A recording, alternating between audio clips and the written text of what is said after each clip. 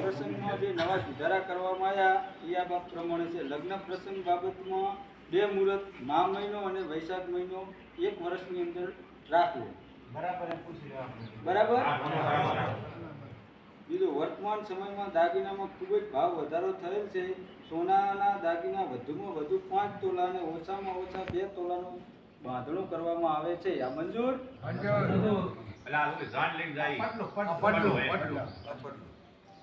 અને ચાંદી વધુમાં વધુ 500 ગ્રામ લઈને જવી.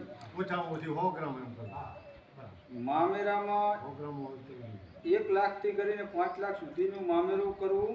મામેરામાં દાગીના, નાકની વીંટી અને હાથની વીંટી વધુમાં વધુ 2 તોલા સોનું લઈને જવું. બરાબર? એવું બરાબર તમે બોલો.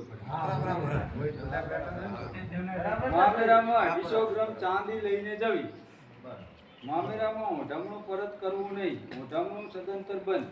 મામેરામાં મામેરો લઈને જાય તે એક વ્યક્તિને ઓઢમણું કરવું. એમાં 2100 રૂપિયા ઓઢમણું કરવું. વીંટી કે સોનાનો દાગીનો આપવો નહીં. કુટુંબ સિવાય બીજાને મામેરો લઈ જાય તેને ઓઢમણું કરવું નહીં. મામેરો સવારના લઈને જવું. ગામમાં વધુમાં વધુ 100 માણસો લઈને જવા અને 15 ગાડીઓ લઈને જાય વધુમાં વધુ. લગ્નમાં ડીજે, ફટાકડા અને હલ્દી રસમ સદંતર બંધ કરવી. મેજી રસમ આપણે તો મેજી રસમ બંધ.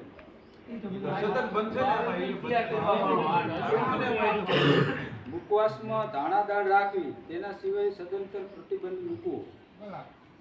લગ્ન પ્રસંગે રીલ પ્રોવાઇડિંગ બનાવવી નહીં. અફીણ, મસાલા, સિગરેટ સદંતર બંધ કરવામાં આવે છે. જમણવારમાં 2 મીઠાઈ, શીરો, મોહનથાળ, માવા વગરની મીઠાઈ બનાવવી. 2 શાક, પનીરની કોઈ પણ વસ્તુ વાપરવી નહીં. દાળ, ભાત, છાશ રાખવા. દીકરીને 3 દિવસ સાસરે રાખવી.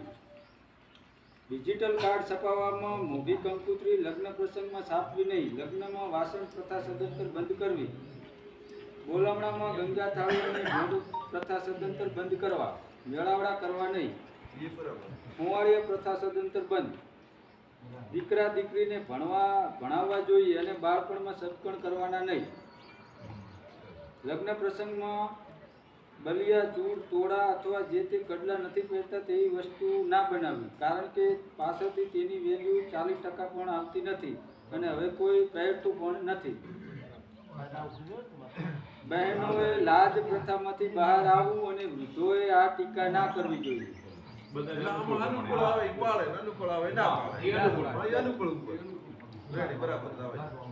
જાન સવારમાં 6 વાગ્યા પછી લઈને જવું. કારણ કે દિવસ અને રાતના ચોઘડિયા એક જ હોય છે. દિવસે પણ લગ્ન વિધિ સારા ચોઘડીએ કરવી. દરેક ગામમાં 5 જણની કમિટી બનાવી અને બધા સમાજ સુધારા નિયમો પોતાની ફરજ સમજી અપનાવવા માટે પ્રેરિત કરવા. આદરી ઓરાવા જવું નહીં. જળાદનું મળવા જવું. જવું હોય તો જ જવું. ઓઢામણા કરવા નહીં. આ છે મરણ પ્રસંગમાં નવા સુધારા વધારા.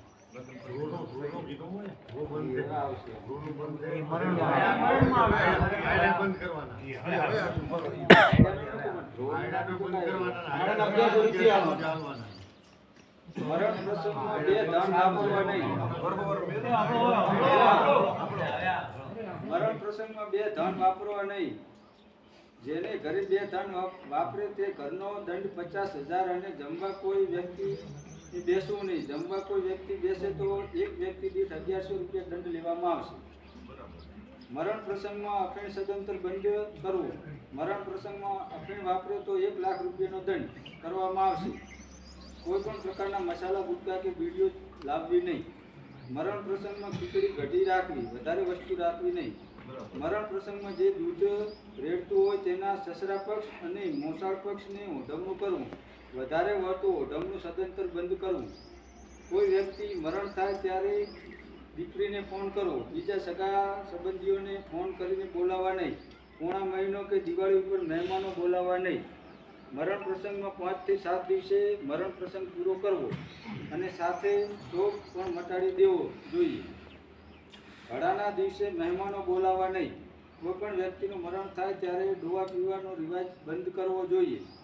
કોઈ પણ વ્યક્તિના મરણ પાછળ કડલા કાઢવાનો રિવાજ બંધ કરવો જોઈએ. બેસણામાં ખાટલા પ્રથા સદંતર બંધ કરવી. એક જ જગ્યાએ ચા પાણીની વ્યવસ્થા ગોઠવવી. ઘડા કે ચૂલીનું મુહૂર્ત ના હોય તો સારો વાર જોઈ કામ કરી લેવું જોઈએ. મરણમાં જે બહેનો લોકાચાર આવે તેમણે 2 હાથથી છાતી કૂટવાનું બંધ કરવું જોઈએ. કોઈ પણ નાની ઉંમરની વ્યક્તિ મરણ પામે તો તેને દીકરો કે દીકરી હોય અને મરનાર વ્યક્તિની ઘરેથી તેના ઉપર જીવન ગુજારે તો તેનો જે પહેરવેશ પહેરે તેમાં ફેરફાર કરવો જોઈએ અને તેમાં સમાજ રિવાજના તમામ હક્કો મળવા જોઈએ. જે વિધવા થાય તેને આપણે હક પર બંધન મૂકીને તે બંધનનો ઉઠાવી લેવા જોઈએ. બીજો ખાસ મુદ્દો જે રાંડીવટાના કપડાં પહેરે છે તેની જગ્યાએ સમાજના લગ્ન પ્રસંગના કપડાં પહેરાવવાનો હક મળવો અને માટલીની જગ્યાએ સોનાની બંગડી અથવા ચાંદીની બંગડી પહેરવાની છૂટ આપવી જોઈએ. સમાજમાં જે રોહ આપવાનો રિવાજ છે તે બંધ કરવો જોઈએ. સગાઈ વખતે દીકરીના પૈસા લેવા નહીં. જે સમાજના 5 માણસો દંડની રકમ કરે તે રકમોમાંથી પાછા આપવા નહીં. જે તોડફોડનો દંડ થાય તે સમાજ સંસ્થામાં જમા કરાવવાનો રહેશે.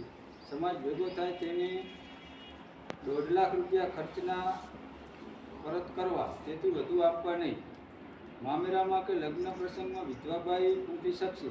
લગ્નમાં દીકરાને અને મામેરામાં ભાઈને ઊંઘી શકશે. વિધવાભાઈ કપડાં સારા પહેરી શકશે. સામે દીકરી દીકરાના સત્કર્મ કરેલું હોય અને બીજો વ્યક્તિ દીકરીને ભગાડીને લઈ જઈને પ્રેમ લગ્ન કરે તો તેને સમાજ બારો કરવો અને દીકરી પાછી લાવવી અને ના આપે તો સમાજ નિર્ણય કરશે તે નિર્ણયનું પાલન કરવાનું રહેશે. બોલો અર્બુદા